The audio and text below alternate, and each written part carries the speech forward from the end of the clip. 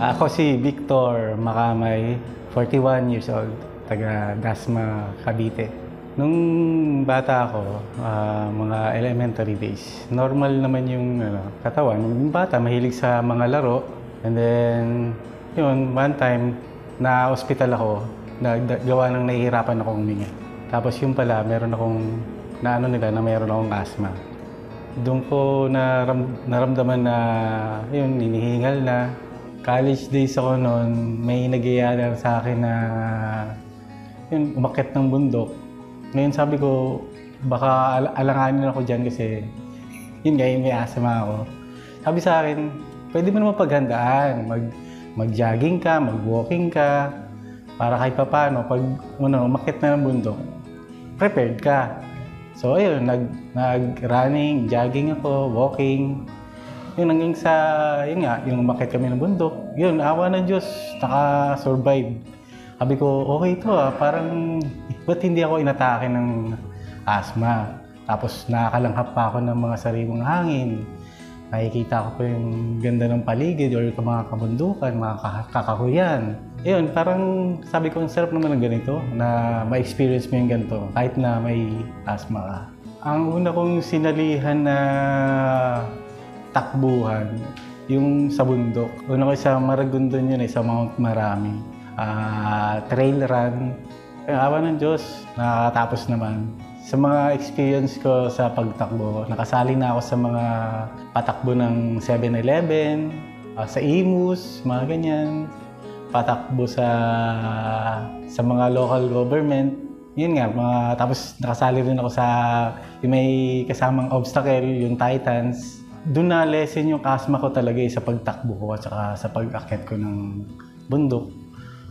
Kasi nga, yung baga mo, laging na-exercise. Tapos yung katawan mo, yung physical mo, pinagpapawisan ng talagang mula paa hanggang katawan, ulo, talagang umiikot yung dugo mo sa pagtakbo Kasi, ayun, magaan sa pakiramdam talaga. Lalo pag lagi kang nakakatakbo at least thrice a week or twice a week. Sa kasalukuyan, ako ay isang office clerk sa isang pampublikong paaralan. Ang trabaho ko doon sa facilities, nag-monitor ako or ako yung coordinator sa facilities, pati sa pag-update ng mga learning system ng mga estudyante. Minsan pag sinisipag ko, umiikot ako, ganyan. Naghahanap ako ng mga i-repair. Yan, gawin natin yan. Tapos pag may nakita ko medyo hindi makalat, utos ko rin. Palinis yung ganyan. Ganun lang naman yung ginagawa. Tapos pag may mga kailangan reports, pag hinihingi sa opisina or kailangan ng principal, malaking bagay din yung trabaho ngayon. Ito nga, kahit papaano, maluwag yung schedule. Bukod doon, magaan lang siya kumpara sa mga dati kong trabaho. Pero malaking bagay din yung gano'n, kahit papaano ay pagdating naman sa sahod, sakto lang din. Awa na Diyos, nakakaraos naman. Yun naman yung importante sa akin na kahit papaano meron tayong naiaabot sa mga kamag-anak natin o sa magulang natin or meron kang panggastos na para sa'yo. Salamat sa Diyos kasi kahit papaano, kinakaawaan pa rin ako ng Diyos na kahit na ganito yung kalagayan ko, may sakit akong asthma.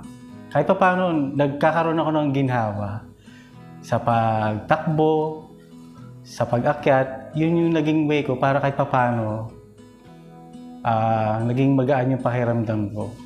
At alam ko naman yun na awa rin ng Diyos yun sa akin.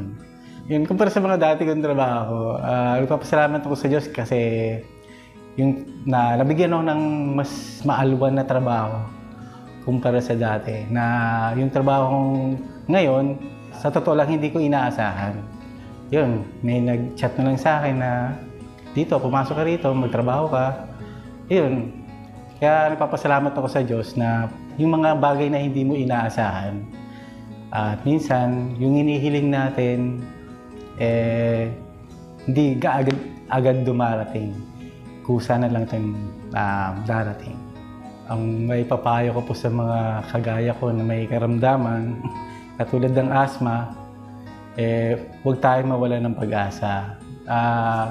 Yung kahinaan natin, yung magpursige sa atin, sa sarili natin na magpatuloy.